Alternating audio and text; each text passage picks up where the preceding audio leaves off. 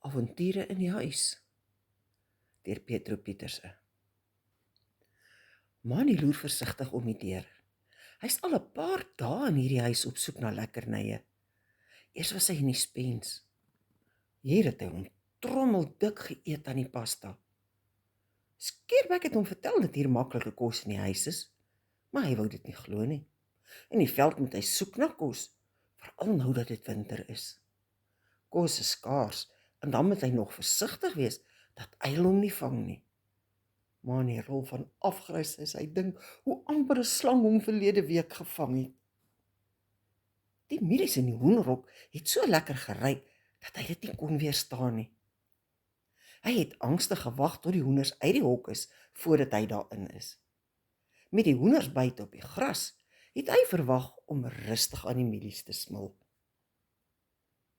Hy het skaars die geritsel gehoor. Beslis ook nie besef dat iets hom bekruip nie. As die slang nie voor die streepie son ingeseil het nie, sou Mani nie betyds kon vlug nie. Hy het amper in die mielie verstik soos hy geskrik het. Sy bene wou eers nie saamwerk nie. Hy was lam. Hy kon al amper in die slang se oë kyk toe sy bene begin beweeg. Al wat hom gered het, is die klein gaatjie in die muur waar hy kon deurglip. Die slang was effens te groot om ook so vinnig te kon deur. Mani se hart klop wild net by die herinnering daaraan. Nadat Mani so lekker aan die pasta gekou het, het hy 'n bietjie ondersoek ingestel in die Spens. Daar is so baie reuke wat hom betower, dat hier beslis nog lekker goed moet wees om te eet. Een van die boksies wat lekker geruik het, het 'n prentjie op van iets pink, wat so rond in 'n bakkie lê. Mani het met ywer daaraan begin kou. Binne die boksie was nog 'n plastiek sakkie ook. Hy hou nie baie van die smaak van plastiek nie, maar die pink poeier binne-in het verskriklik lekker geruik. Sjoe, was dit nou die moeite werd? Pink suiker, maar nie heeltemal suiker nie. Amper soeter en beslis sagter. Mani se bekkie water omtrent as hy daaraan dink. Toe die vrou in die Spens kom, het sy baie hard geraas en iets gesê van jelly. Dalk was dit jelly? Mani weet het, hy soek nog. Ongelukkig moes hy toe uit die Spens pad gee, want hulle het 'n valletjie vir hom gestel. Hy gaan homself mos nie so maklik laat vang nie, hy's gans te slim daarvoor. Nou staan hy agter die deur en loer, of hy maar kan terug gaan Spens toe.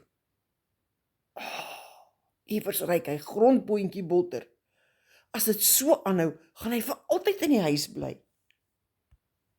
Hier is mos nie slange en uile nie. Hier gaan hy beslis ook vet word. Wie kan nou al hierdie lekker dinge weier? Daar is geen beweging in die gang nie en Mani sluip terug Spens toe.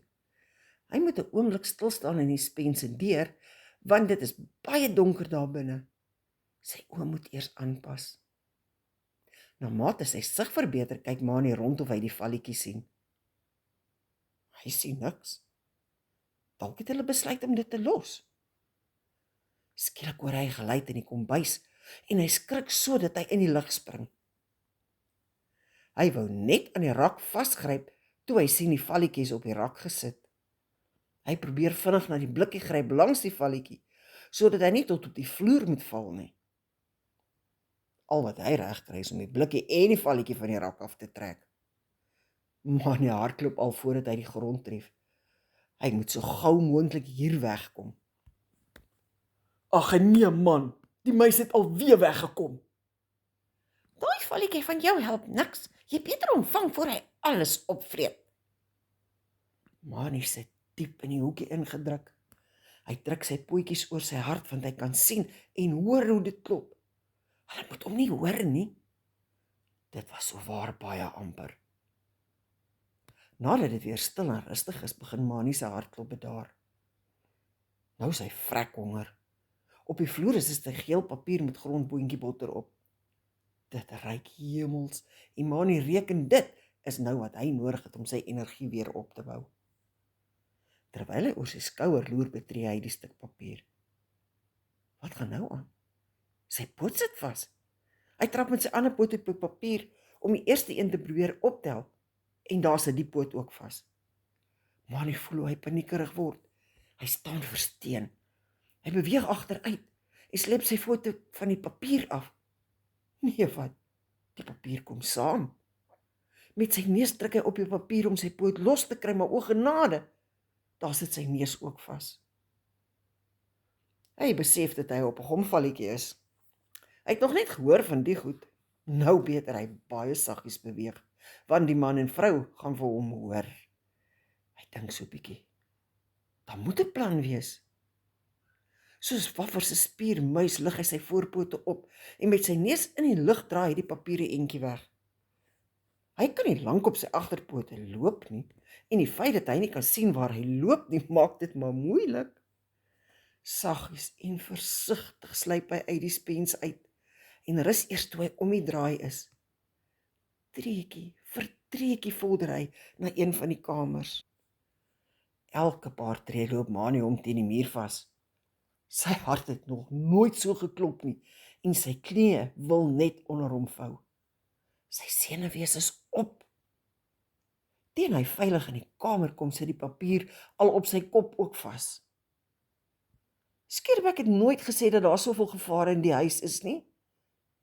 Teen middernag wanneer die mense slaap, sal hy Akedus vra om iemand te gaan roep om hom te kom help.